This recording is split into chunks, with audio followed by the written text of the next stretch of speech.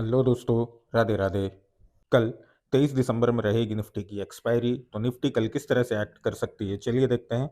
पिछले 2 से 3 trading session से जिस तरह से निफ्टी एक्ट कर रही है, ये मेरे लिए कंफ्यूजिंग है। ये मैंने अपने लास्ट वीडियो में भी बोला था, क्योंकि Nifty as an index on parameter आपको बुलिश जाते हुए दिख रही होगी, बट इसका कहीं भी फायदा ट्रेडर्स को नहीं हो रहा है। पिछले 2 ट्रेडिंग सेशन से निफ्टी गैप अप खुल रही है, उसके बाद इंटायरली साइडवेज हो जाती है, प्रीमियम डिके होने लगते हैं। ऐसे में ट्रेडर ट्रेड कर ही नहीं पा रहा है। मार्केट से वॉलेटिलिटी एकदम ही खत्म हो चुकी है इस वक्त, और इस तरह का सिनेरियो हमको ऑलमोस्ट हर साल 20 दिसंबर के बाद देखने को मिलता है due two year and. Nifty ने इस तरह का मूव जिसमें वो गैप अप खुल के साइडवेज हो रही है, देन अगेन गैप अप खुल के साइडवेज हो रही है, पहले भी पास्ट में दिखाया है।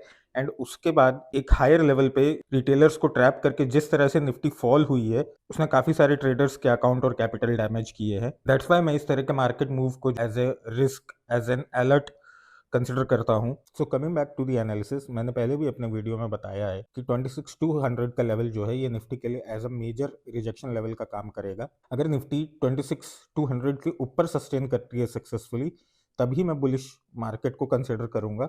नहीं तो मैं इस लेवल से नीचे शॉर्ट पोजीशंस के लिए ही अपॉर्चुनिटीज देखूंगा।